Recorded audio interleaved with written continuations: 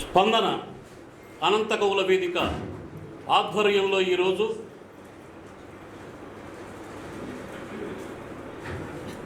ఆకాశగానం వినిపించినవాడు, సీమ శాపగ్రస్త భూమి అయిన సీమని శప్తభూమిగా చిత్రించినవాడు, అళియరామరాయల కాలము నాటి సామాజిక రాజకీయ ఆర్థిక పరిస్థితులకు దర్పణం పట్టిన కడపటి యుద్ధం అన్న నవలను రాసినవాడు కేంద్ర సాహిత్య అకాడమీ బహుమతి గ్రహీత ప్రముఖ రచయిత శ్రీ బండి నారాయణ స్వామి గారి కడపటి యుద్ధం నవల ఆవిష్కరణ సందర్భానికి విచ్చేసినటువంటి అందరికీ పేరు పేరున హృదయపూర్వక స్వాగతం. ఈ ఆవిష్కరణ సభ వేదిక మీద ఈ సభకి ముఖ్య అతిథిగా విచ్చేసినటువంటి ప్రముఖులు, గొప్ప వక్త, ఆయన స్వరం ఒక ఘనాఘనం. ఆయన మాట్లాడితే సభ ఆద్యంతం గుండు సూది వేసిన వినపడేంత నిశ్శబ్దం. తిరుపతిలో ఆయనను వినడమే ఒక అదృష్టంగా భావించినటువంటి విద్యార్థి దశలో ఎన్నో సభల్లో ఆయన్ను విని ఆయన్ను చూసి తరించిన తరం మాది. అట్లాంటి గొప్ప వక్త, విశ్లేషకులు ఈనాటి సభకి ముఖ్య అతిథి శ్రీ భూమన్ గారు. అలాగే ఈనాటి సభలో కడపటి యుద్ధం అన్న నవలని ఆవిష్కరించడానికి విచ్చేస్తున్నటువంటి గాయకుడు, కవి, వాగ్గేయకారుడు శ్రీ గోరేటి వెంకన్న గారు. ఈనాటి సభలో తొలి ప్రతిని స్వీకరించడానికి ఈ సభలో పాల్గొనబోతున్న మరొక ప్రముఖ వ్యక్తి, హోమియో వైద్యం ద్వారా రోగానికి మందు ఇవ్వడమే కాదు, తన విమర్శా వైద్యం ద్వారా సాహిత్యానికి కూడా వైద్యం చేసేటువంటి గొప్ప విమర్శకుడు అంబటి సురేంద్రరాజు గారు. ఒక గొప్ప నవలని, బృహత్తర నవలని, ఒక చారిత్రక ఐతిహాసికాన్ని తమ సంస్థ ద్వారా ముద్రించినటువంటి ముద్రాపకురాలు, ప్రచురణ సంస్థ అధినేత శ్వేత గారు, ప్రముఖ కథా రచయిత, వ్యంగ్యంగా సామాజిక అంశాలను తన కలం ద్వారా దురుమాడేటువంటి కథా రచయిత దగ్గుపాటి పద్మాకర్ గారు. ఈనాటి సభలో కడపటి యుద్ధం గురించి మాట్లాడడానికి వచ్చేసినటువంటి వక్త, వర్ధమాన విమర్శకుడు, చారిత్రక పరిశోధనాశక్తి కలిగినటువంటి మెండుగా కలిగిన యువమిత్రుడు అంక శ్రీనివాస్ గారు. అలాగే ఈనాటి సభలో ఆత్మీయ వచనం పలకనున్న చిలుకూరు దీవెన, అలాగే ఎర్రస్వామి గారు. ఇంకా ఈ సభలో బండి నారాయణ స్వామి గారి కడపటి యుద్ధం గురించి మాట్లాడాల్సినటువంటి వక్తలు వర్ధిల్లు వెంకటేశ్వర్లు గారు, ఆష్కాని మారుతి సాగర్ గారు. అట్లాగే ధర్మవరం నుంచి, పులివెందుల నుంచి, కళ్యాణదుర్గం నుంచి విచ్చేసినటువంటి స్వామి మిత్రులు, వీళ్ళంతా ఈ సభలో మాట్లాడబోతున్నారు. ఈ సభ 2 సెషన్స్గా జరగబోతుంది. మధ్యాహ్న భోజనం కూడా ఈ సభానంతరం ఏర్పాటు చేశారు. అట్లాగే ఈ పుస్తకాన్ని ఈ ఆవిష్కరణ సందర్భంగా 630 రూపాయలకు అక్కడ ఇవ్వడానికి సిద్ధంగా ఉన్నారు. ఆసక్తి కలిగినటువంటి వ్యక్తులు ఆ పుస్తకాన్ని ఖరీదు చేయొచ్చు. ఈ పుస్తకం, ఈ నవల ఆవిష్కరణకు ముందుగా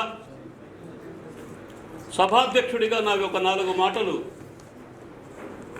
మాట్లాడేటువంటి సాంప్రదాయం ఉంది కాబట్టి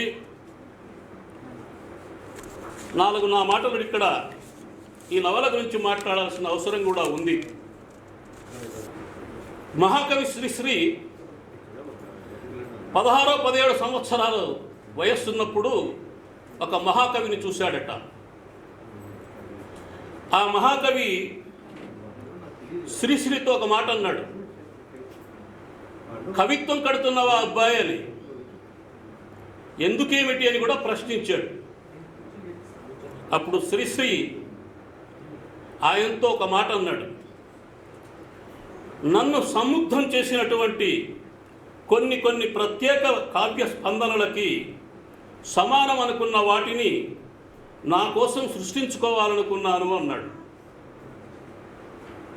అట్లాగే బండి నారాయణ స్వామి గారు కూడా తనను సముగ్ధం చేసినటువంటి అంశాలు ఏవైతే ఉన్నాయో, తనను ముగ్ధుల్ని చేసినటువంటి అంశాలు ఏవైతే ఉన్నాయో వాటిని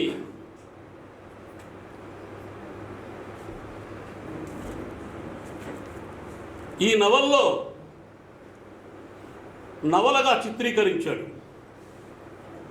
16వ శతాబ్దం చరిత్ర చదువుతూ ఉండగా విజయనగర కాలం నాటి కొన్ని వ్యవస్థలు, చారిత్రక సందర్భాలు స్వామిని బాగా ఆకర్షించాయట.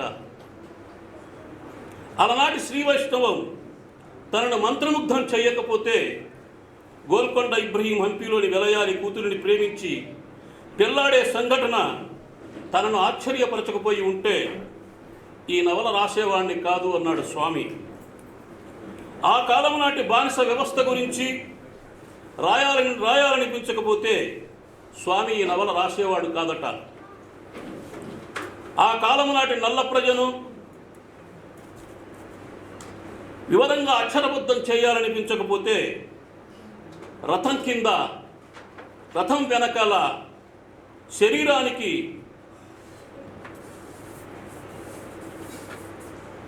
కుచ్చుకొని, పొడుచుకొని లేదా వేలాడో చావకపోతే, ఆత్మహత్యకు పాల్పడకపోతే ఈ నవల రాసేవాడిని కాదన్నాడు స్వామి.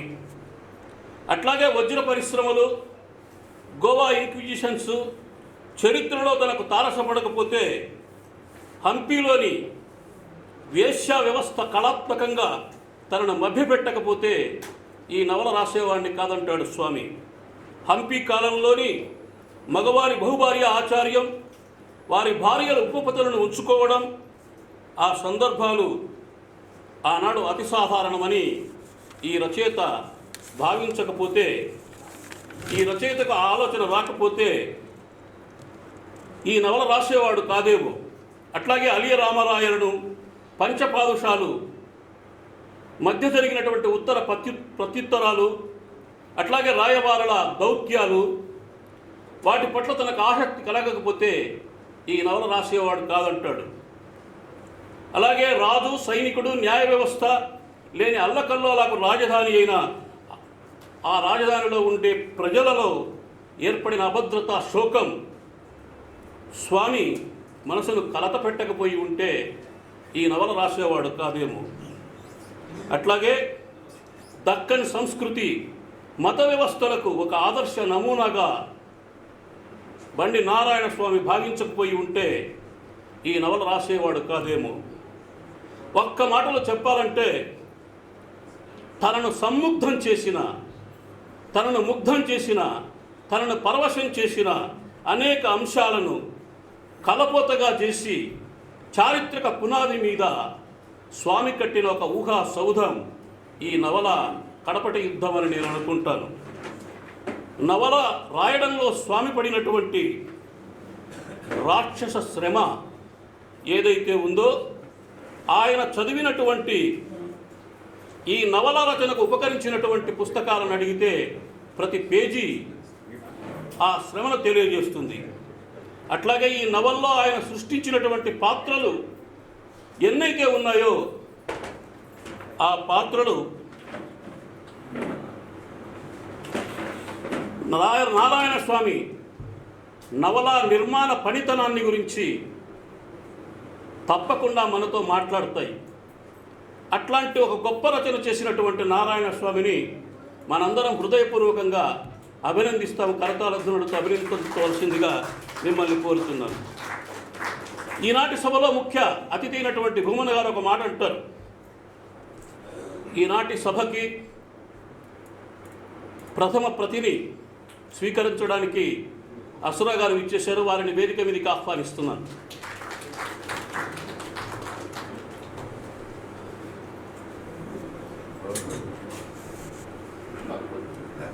భూమన గారు ఒక మాట అంటారు. ఈ నవలలో భూమన్ గారు ఒక మాట అంటారు. ఈ నవలలో పాఠకుణ్ణి బండి నారాయణ స్వామి గారు తన భుజాల మీద ఎక్కించుకొని అళియరామరాయాల సామ్రాజ్య నలుమూలలా తిప్పి అక్కడి విశేషాలను ఈ నవల ద్వారా వినిపిస్తాడు అని. అట్లాంటి ఒక గొప్ప నవల ఈ నవల అని వారి మాటల్లో మనకు చెప్పబోతారు. భారతీయ సాహిత్యంలో ఎన్నెన్ని ఉత్తమ నవలలు ఉన్నాయో ఆ నవలలన్నీ ఒక్క చోట కుప్పబోస్తే ఆ కుప్పలో బండి నారాయణ స్వామి గారి నవల కూడా అగ్రభాగంలో నిలబడుతుందని నమ్మక తప్పదు. నారాయణ స్వామి చరిత్రను వక్రీకరించాడని, లేకపోతే దళితులను హైందవీకరణ చేస్తున్నాడని, ఈ నవల ద్వారా ఒక కుట్ర పన్నుతున్నాడని చాలామంది కంగారు పడుతున్నారు. అలా కంగారు పడాల్సిన అవసరం లేదు. నవల అట్ట మీద ఉండేటువంటి వాక్యాలు కానీ, నవల వెనక ఉండేటువంటి అట్ట వెనక ఉండేటువంటి వాక్యాలు కానీ కొందరిని కలవరపెట్టి ఉండవచ్చు. వర్తమాన సామాజిక రాజకీయ పరిస్థితులను స్వామి అర్థం చేసుకోలేదా అంటే ఈ నవల చదివితే మనకే క్లియర్గా, సులభంగా, స్పష్టంగా అర్థమవుతుంది. మరి ఈనాటి రాజ్యం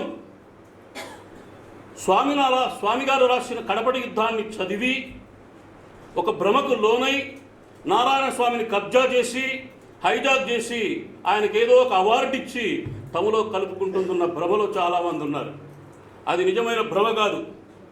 నారాయణ స్వామి గారు తాను ఏ దర్శనాలనైతే చూశాడో, ఏ దర్శనాలనైతే చదివి అర్థం చేసుకున్నాడో, ఆయన ఆకలింపు మేర ఆ దర్శనాలకు ఆనాటి సామాజిక మానవ స్వభావాలను ఈనాటి మానవ స్వభావాలతో బేరీజు వేసి రాసినటువంటి ఒక అద్భుతమైన ఊహా చారిత్రక పునాదుల మీద కట్టుబడిన ఒక ఊహా సౌధం ఈ నవల అని చెబుతూ, రాముడికి భక్తుడైన ఆంజనేయుడికి రాముడి చేత చెప్పులు గుట్టించిన ధిక్కారం ఈ నవల రచయితది. అట్లాంటి ధిక్కారం కలిగినటువంటి రచయిత రాష్ట్రం చేత, ప్రభుత్వం చేత అవార్డు పొందుతాడంటే ఆయన వెనక 4-5 సీట్లు తెచ్చే సామర్థ్యం ఏమైనా ఉందా? మరి అది లేదు. కాబట్టి ఆ నవలను వాళ్ళు చదివి ఈ విధంగా అర్థం చేసుకుంటారనుకోవడంలో కూడా అది ఒక భ్రమేనని భావిస్తూ ఈనాటి సభకి విచ్చేసినటువంటి మీకందరికీ మరోసారి ఆ హృదయపూర్వక అభినందనలు తెలియజేస్తూ, ఈ నవల ఆవిష్కరణకు ముందుగా ఈ నవల పైన ఒక అద్భుతమైనటువంటి వ్యాసం రాశారు భూమన్ గారు. వారి నాటి సభకు ముఖ్య అతిథి. ఆయన్ని ఈ నవలను ఉద్దేశించి ప్రసంగించవలసిందిగా వారిని వేదిక మీదకి హృదయపూర్వకంగా ఆహ్వానిస్తున్నాను.